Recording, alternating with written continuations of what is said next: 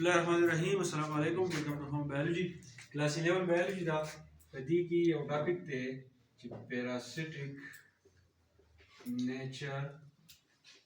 of virus parasitic nature of virus दे तो वही मुद्दा पता है कि वायरस दे द लिविंग सेल ने बाहर चले दा न लिविंग कुछ कलर द लिविंग सेल में लाउशी न द आगे लिविंग सेल की गो मशीनरी दा आगे इस्तेमाल है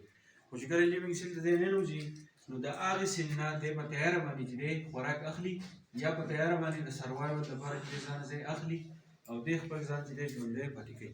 نو دې ته مونږ وایو پیراسیټیک نیچر اف وایرس اوس د دې درې طریقې دي چې کله د لیوینګ باډي ته ننوځي یا لیوینګ سیل ته ننوځي نو دی خپل ځان ژوندی څنګه پاتې کوي ځکه چې زموږ د باډي چې کوم پوج دی زموږ سره وایټ بلډ سیل نو چې کوم وایټ بلډ سیل دي هغه د وایرس د چې دی بالکل تیار نه شي اولنۍ طریقه دا ده فرض کا دا زموږ سره یو لیوینګ باډي ٹھیک شو لیوینګ باډي دا موږ د دې وایو چې دا زموږ سره یو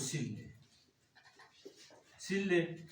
او زموږ سره یو پارن ایجنټ موږ وایو چې دا زموږ سره وایرس د پارن ایجنټ مطلب دا شو چې دا وایرس چې دی زموږ سره راغی د لیوینګ باډي د دې دی نه چې کله لیوینګ باډي ته ننوت نو زموږ په جسم کې چې کوم ایمیون سیستم دی immune system چې دی هغه اکټیو شي immune system کې زموږ سره څوک راځي په دې کې زموږ سره راځي WBC یعنی white blood cell او په white blood cell کې بیا یو قسم وي چې هغه ته ویل کېږي neutrophils چې دی هغه اکټیو شي چې کله neutrophils اکټیو شي پرې کې دا زموږ سره neutrophils دي دا زموږ سره ګروپ په شکل کې دی او دا زموږ سره چې دی وایرس دی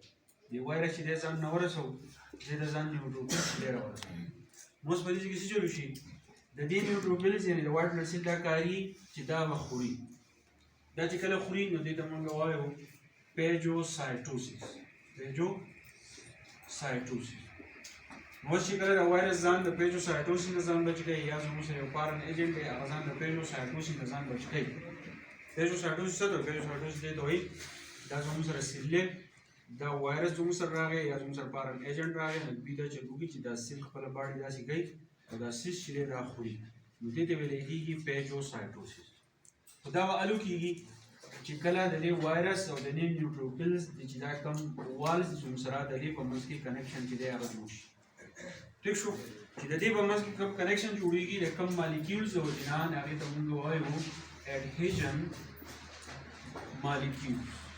اډهیژن مالیکیول یو تاسو اډهیژن چې دی هغه ویلی شي